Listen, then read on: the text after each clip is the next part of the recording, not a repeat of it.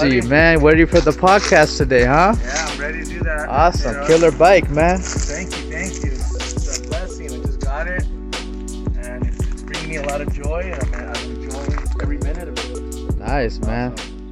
My name is Jesse, and I'm here to talk about my recovery, and what it was like, what happened, and how it is now. So I am an alcoholic, a recovering alcoholic, and I basically started drinking when I was about, I want to say like 13 years old. And one thing I like to point out when I say that is I was an alcoholic before I took my first drink. My father was an alcoholic. It runs rampant in the family.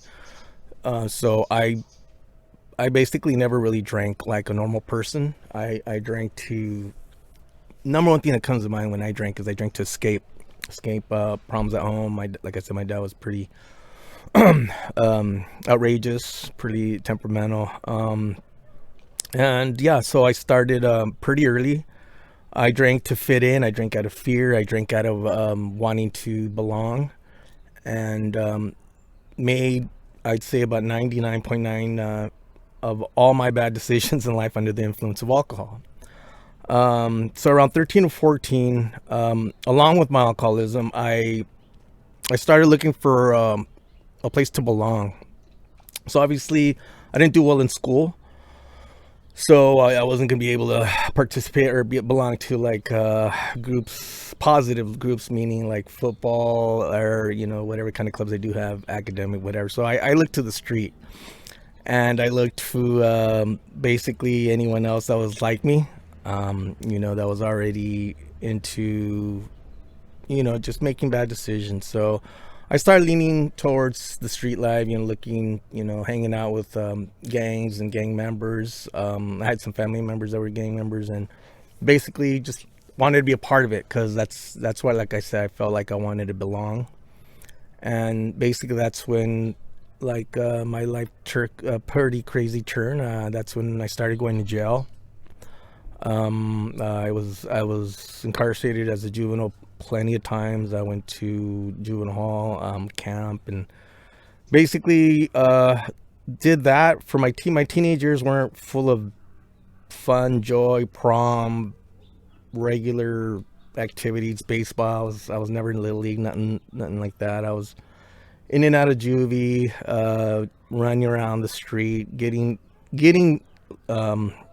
messed up. That was like basically our priority. Me and the group of people I ran with was just to get as hammered as we could. I think I had a knack for finding the people that wanted to escape as much as I did. So we got along really great.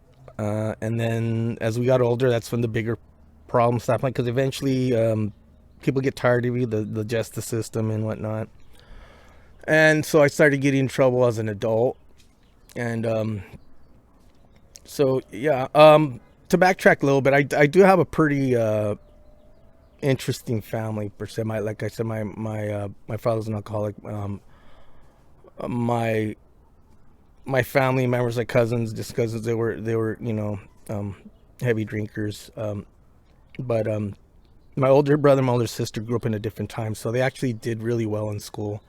My younger brother kind of followed my lead, so he ended up making the same mistakes. He didn't really lean towards drinking as much as I did, as far as drinking and using, but he really devoted himself to the gang aspect of life, like what we were doing. And I really leaned towards more of the partying, the alcoholism, the getting high, the gang. I ran with the gang and all that, but my priority was to escape, to get wasted, to get hammered, just to totally forget the messed up life I thought I had, and yeah, that's how it went for the thing was, for me, luckily for me, not luckily, but I now that I'm in recovery, I'm starting to learn the different terms of types of alcoholics. And so I come to find out I'm a binge drinker. So I can go Monday through Friday without even thinking of alcohol, not even wanting one, not even desiring a drink. But once Friday came, I drank, which I thought was normal because everyone goes out and drinks on Fridays. Most people, it's normal. Like in society, that's what's normal. You know, you work all day and then you weekends you have a drink or two, whatever. So I took that to the next level, but I drank. I would go on these bingers. I would drink Friday, Saturday, and Sunday. My dad did teach me that growing up, like whatever you do, man, you show up for work. So that made me what I come to find out was a functioning alcoholic. So being a binge drinker and a function, I could pay my bills. I can hold a job down. I could pay my car notes, stuff like that. What normal people would do. That's basically what I did for over, I want to say 35 years, close to 35 years. That was my routine. That was my cycle. Uh, Along those years, I found I landed in prison,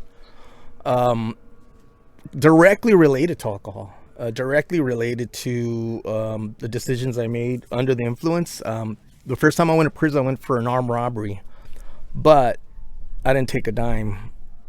My mind was so diseased and so warped and so addicted to alcohol. I went in there with the pistol and told the guy to keep his money. I came for his alcohol, so that's the extent of I could have taken the money. I could have taken whatever I wanted, but my mind was set on getting the alcohol. So I went to prison for that. Got out, went back to the same routine, got a job, started working, partying on the weekends. Nothing changed. Prison didn't really slow me down. I got got drunk in prison as well. They make the liquor in there, and I couldn't keep sober. It's so the second time around, I went to prison for an assault and basically I got into someone. I was under the influence and pulled out a shotgun on him. Like, thank God no one was hurt, but I was under the influence. Normally, like, normal people don't do that. It was a simple road rage incident that just got escalated. That wouldn't have happened had I been in a normal state. Had I been clear-headed, I would have dealt with it like a normal human being. And then I did. I ended up doing 5 years with that, and in those 5 years in prison, I don't think I was sober more than a couple. Like, I couldn't even stay sober for 30 days in prison. So that's just ironic, right? That you're taken away from all these freedoms in life, and I could still manage a way to find that poison that was killing me. And so I ended up getting out, and once again went back to the same thing. Got a job again and did the same thing. I've been out of prison 10 years now, but I was still in that state of just that vicious cycle of drinking, and then my drug use increased. Occasionally I would use narcotics just as a whim, or if it's there. As I got heavier in my disease, alcohol wasn't doing it for me anymore. So that's when I started looking towards drugs and different types of drugs, anything really to just help me. The alcohol wasn't doing anything anymore. I had to drink like 50 of them just to get where I needed to get, or I'd go straight to hard liquor, and that just crushes the body. So that's what I was doing for the 10 years that I was out of prison. Basically still in prison in my mind, but physically I was out. And about a year ago, December 13th, I was coming to again, just another end of a bender. But my benders would normally take 3 to 4 days. But I can sit here and tell you that alcoholism, addiction, drug addiction, it's definitely a progressive disease. I was no longer able to be a functioning alcoholic or addict. I'd passed that point. I was completely helpless. I was at the mercy of the alcohol and drugs. And I woke up and I just thought to myself, all that's going to happen is I'm going to sober up and be hungover for about 2 days and do this all over again. I had drank it for 7 days straight, which is something I never really did. And so I just came to a decision. Like I just told myself I'm tired. I'm sick and tired of being sick and tired. I couldn't do it anymore. I was already starting to think old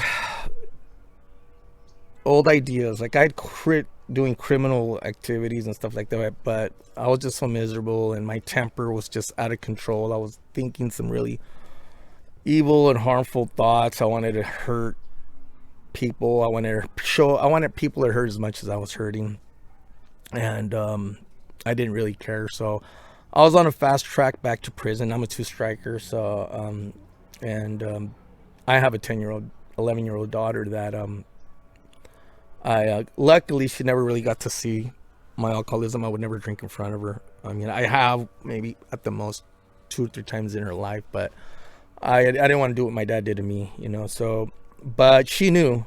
They know kids are really really smart. They're really they got good intuition. They know when something's up with mommy and daddy. And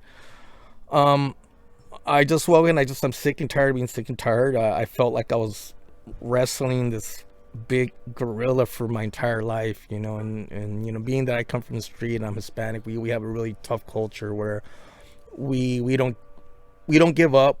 We don't ask for help.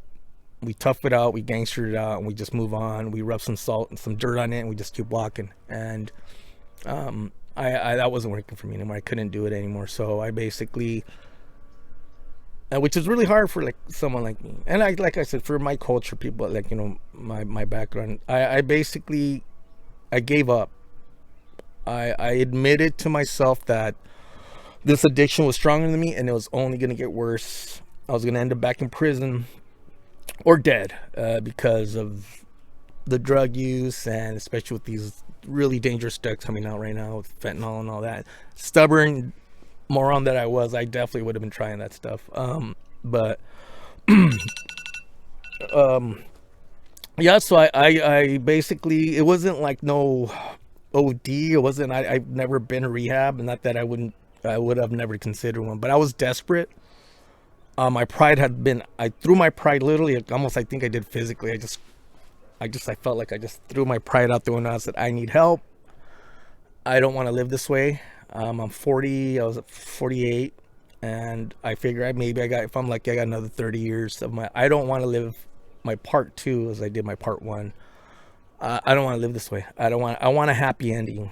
I don't want to end up in some bar, you know, 79, being barely able to lift up the beer. You know, I didn't want to be that one guy that's, you know, living in some room downtown with all kinds of physical and medical ailments. I want a better life for myself. I want a better life for my daughter, and I want a better life for those around me. And my father had quit drinking, and he had showed me, you know, some principles on how to, you know, stay sober and whatnot. But that's when I just reached out. I reached out to a spiritually based group that taught me some pretty basic fundamentals, and how basically what I was already thinking, what I was already feeling was I gave my will, because I had my will. I thought I had my will in my own hands, and that could control every aspect and you know, around my world. I thought I could control people, play like you know, I thought I was always in control of every room I was in, every building I was in, anywhere. I thought it was this macho King Kong dude, which I wasn't. I never was. It was a front. So I gave all that up. I allowed myself to soak in these principles, and especially the spiritual side of it. You know, I grew up Catholic, and you know, I've always had that religious base in me. I do believe in God. I've believed in God since the day I was born. I knew He was there. I never felt God turned His back on me. I felt the opposite. I turned my back on God. I thought I had this. I got this. I don't need you. I'll take care of this. And life without God or a power greater than itself is not, I don't think, can be a life. We can't control. I don't think we have the control of our happiness. People might think so. It's something bigger than us. So I gave all that up to my higher power, and that for me is God. And it was like I got all this weight lifted off me, and I, I I I woke up the very next day. I had gotten like the first 8-10 hours of sleep I've gotten in like years, and that's been 1 year ago today that I was sober, and just 1 year of sobriety, um, life. I've had the best year of my life out of the 48 years that I've been on this planet. This last year has been awesome. I have a great job. I have money in the bank now. I just purchased a Harley that I'm having so much fun with. I'm a happier person. I'm happier. I'm nicer to people, and I just have a serious desire to help others, which is part of how I'm going to keep myself sober and happy. So it's a great life. I have no regrets, and I don't think I'll ever need, God willing, to go back to drinking alcohol or using drugs.